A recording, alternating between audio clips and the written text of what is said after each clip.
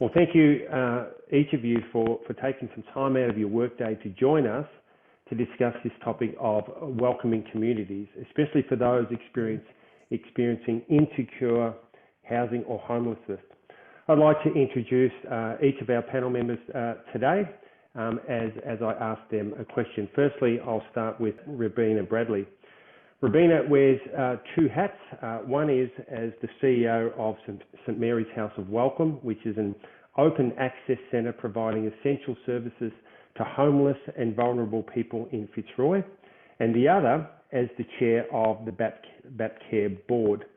And so, Robina, I was just wondering if you could tell us what it's like in your experience seeing people who are in this position every day, and secondly, has anything changed as a result of COVID? Every day I get to work and see and connect with people that, for me, I call them the invisible people. They're the people that we walk down the street past the 7-Eleven, sitting outside Coles as we're going to get a coffee, and many people assume that everyone that's homeless are all drug addicts, they're criminals or prostitutes, but they can be any of these, but there's so much more. And besides being someone's child, they really all have lived experience of hardship that most of us will hopefully never know. The most wonderful part of the job is that I get to talk every day in my work with people that just really are so genuinely grateful for connection.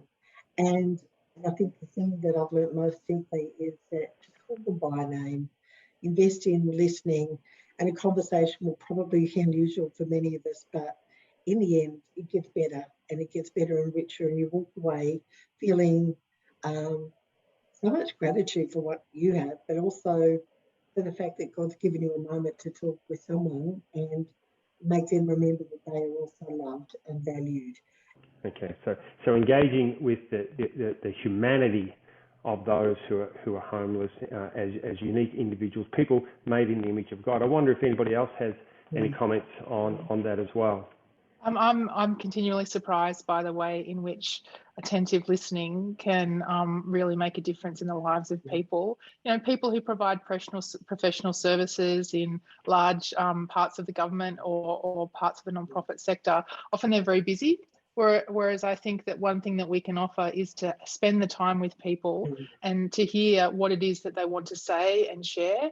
And I'm always surprised by how that simple act makes a profound difference.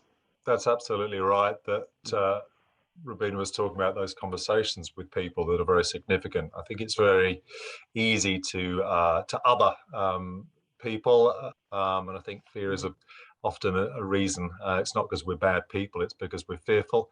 And also I think because if we say that, okay, we can see people who are homeless or otherwise marginalised, and can say, well, that's their fault.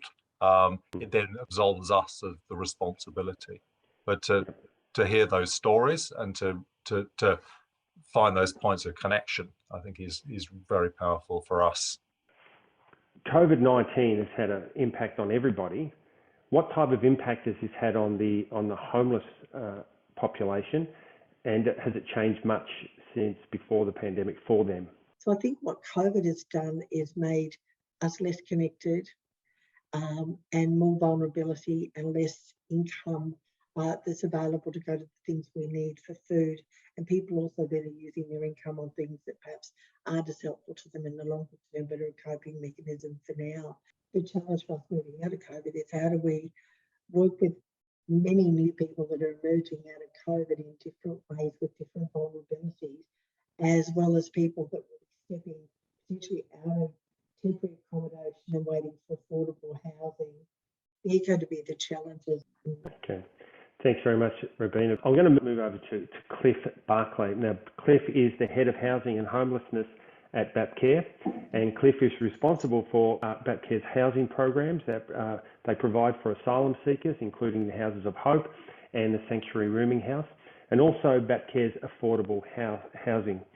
Cliff, in your opinion, how well are these groups being catered for in our communities? Well, the fact that we've got homeless people shows that they're not being catered for that well. But often homelessness is a symptom of another problem. If you've got a gambling problem or a drug and alcohol problem or a domestic violence problem or a relationship problem, it often affects your housing. So people become homeless because of the instability in other parts of their lives. So the fact that we have homeless people means that something's broken down, more than just a lack of buildings. But sometimes we use the word for house to mean people as much as we do to mean buildings. We talk about the house of God, the house of David. A house divided against itself won't stand. And you see, there's this assumption that a house is a connection between people and a building. You know, that's where they live. And so really, when people become homeless, it's because something's broken down in that connection with the community, with the people, and they become isolated. The effect of this disconnection and the effect of not having a roof over your head, this separation from a household is actually very bad for us. So I don't think we're coping and catering very well for our homeless people. For asylum seekers, we really offer them nothing.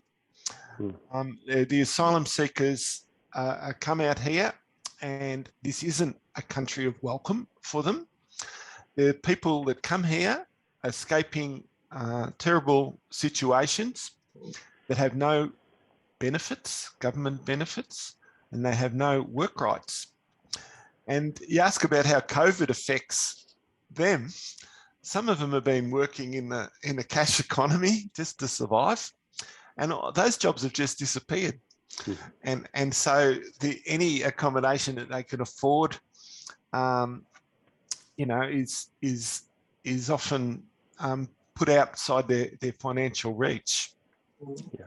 We can do better, but I will say that a lot of the rough sleepers, you know, we put them in hotels at the start of the pandemic, and they got looked after better than they had for a long time. And I suppose the challenge will be now what we do with them from now on. Yeah. I wonder, Mark, if you've got anything to add since you work in that sector as well. Yeah, I think that's absolutely right, that we've seen strange responses, welcome responses in many ways in terms of housing people who are without a home in hotels, finding temporary accommodation.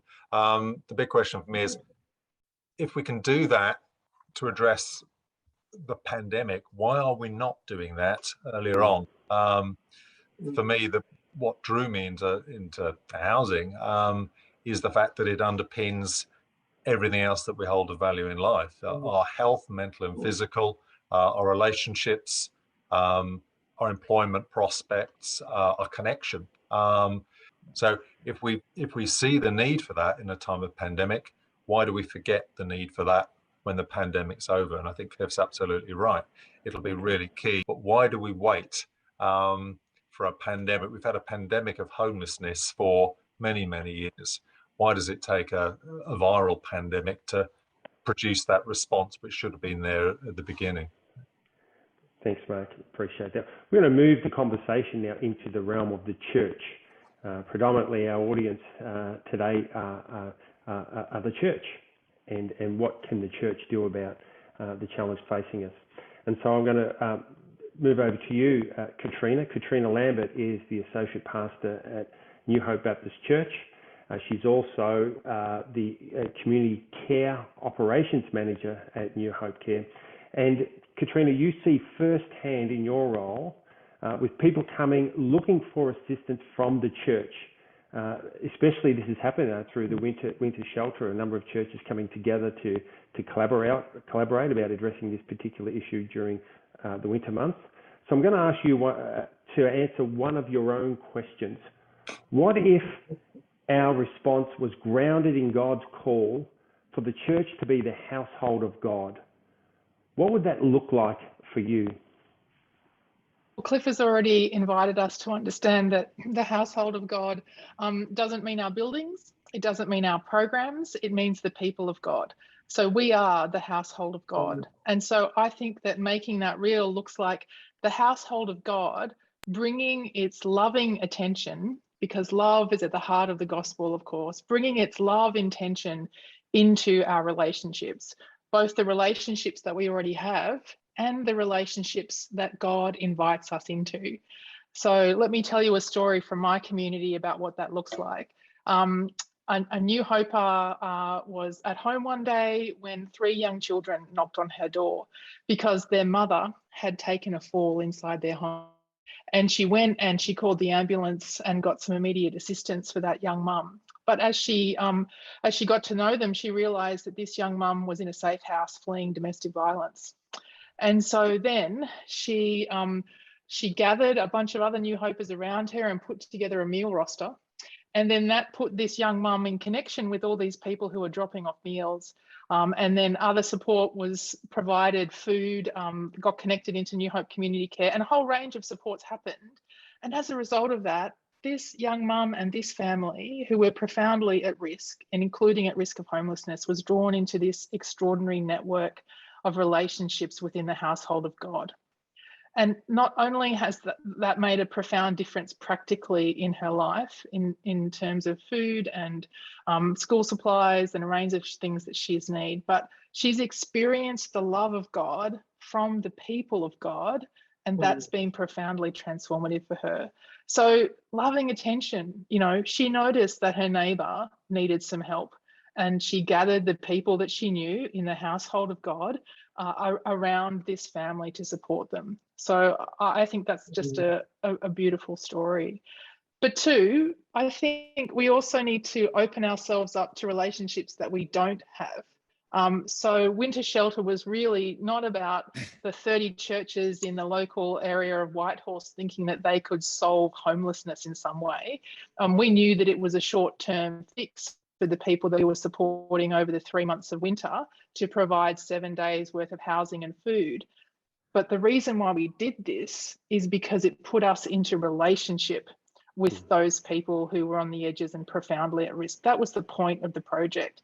So we had over 300 people who volunteered to provide that support. So that's 300 people from the household of God and many households of God across the whole of Whitehorse. This was a church collaboration across many church lines, getting to know, building relationships with people who are on the edge in our community. So that's what I think it looks like to be the household of God. Thanks, Katrina. Appreciate that. I'm going to ask Mark Wilkinson Hayes a question. But Mark is a member of Westgate Baptist community, and he's also employed by Common Equity Housing Limited, which is a provider and developer of affordable housing. So, Mark, thinking about these issues from your perspective, how might churches create safe places of dignity and wholeness for the parentless, the unprotected, the desolate, and those who are experiencing despair at the moment? Thanks, Daniel. I like what Katrina says in some of the material that she's provided for this series. If we were to reflect the God we worship, and hopefully we all want to do that, we must do what God does. And thinking about this question, God is relationship and God does relationship. So relationship is key. I think we need to recognize that for many people, church hasn't been a safe place for them in the past for all sorts of reasons. And that, I think, is our call to ensure that we look really long and hard at ourselves in all of our different church communities to see what the barriers may be to it being a safe place and to see what the barriers to relationship are. We've got to move outside, I think, the walls of our churches to meet people where they are, to create that relationship. Relationship is absolutely key. I mean, for us at Westgate, we know God is a keen gardener. Genesis tells us that. One of our members, Chris, at Westgate, has absolutely transformed the smallish garden at the front of our church buildings on High Street there. And that has been a phenomenal place of meeting outside of the walls of the church.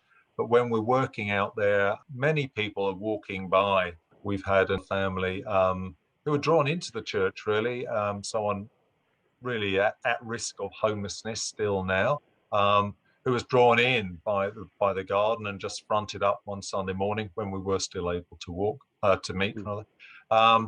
And that has been an opportunity for ongoing relationship and some real practical assistance, both in providing some meals. We're doing some frozen meals out of our food rescue program, but also to provide some practical help for their housing situation. So relationship, I think, is key, but relationship is about meeting people where they are, not expecting them to come and find us where we are bunkered down, wherever that may be. Yep. Thanks very much, Mike. Can I just add a little bit there?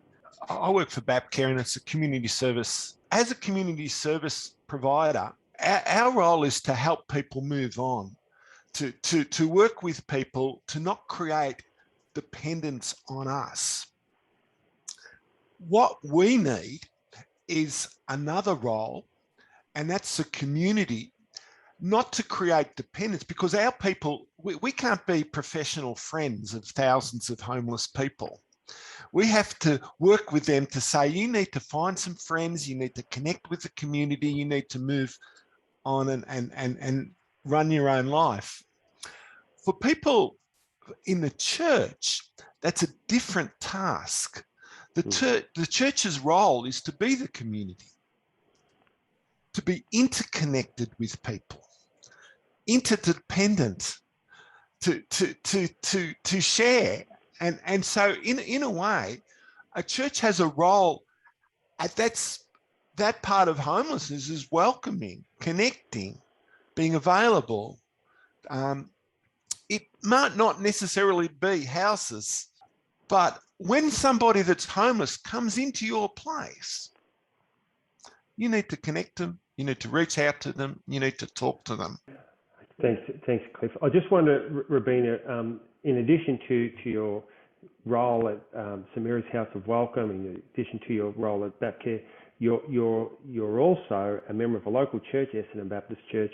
And so this question, I think you'd have some insight into this question as well, is about, how do we actually go about practically forming these relationships that the other panel members have actually said are the key and are vitally important for us in relation to helping and really reaching out to people who are experiencing homelessness? It's an easy conversation for me to start, and I always start with, hi, I'm Robina, what's your name? And then what's your story next? And I think that's something we could do in our church and our communities much more, is get people comfortable with actually having those conversations, and then not expecting an endpoint, but just having a conversation, making that connection, and then you can start building a relationship, and you can come back and talk to the church and say, what is it we could do? And that starts a conversation, which starts an interest, because people have got a heart to be supporting our communities. I think we just have to make a real noise about it in our own church community much more actively. I was listening at a conference a while ago, and it was the story of a priest that was in Sydney, and he was walking down the street with his sister and his cousin, and his sister was a social worker and the cousin was a nurse, and he was a newly ordained priest. And there was a guy sitting on a footpath, and he was just dangling, his leg was hanging down, he was drunk and he wasn't well, and they could smell alcohol on him as he walked past. So they all went off to dinner, came back a bit later, and there was an ambulance picking him up, and he was very drunk. But they actually found out he'd been hit by a car, he'd broken his leg, and he was sitting in the gutter. And the sister said it was a Good Samaritan all over again, only this time, instead of the priest and the Levite passing by on the other side, the three of us, the priest, the social worker, and the nurse, walked on the same side and did nothing. And in many ways, that's the conversation I think we should be having in our churches, is how do we become Good Samaritans and let God take us on the journey, not try and end a destination, but start the beginning of a journey to connect our churches with people. That's great, Robina. Thank you so much. And to thank you to all the panel members for taking time out of your busy schedule to be here with us and provide us with an insider perspective on this topic. To those listening to this video, I'd love to encourage you to continue to talk through this topic in your church. We've provided a local church forum guide in your member pack. It's likely that we'll revisit this in the members meeting next May. God bless. Thank you.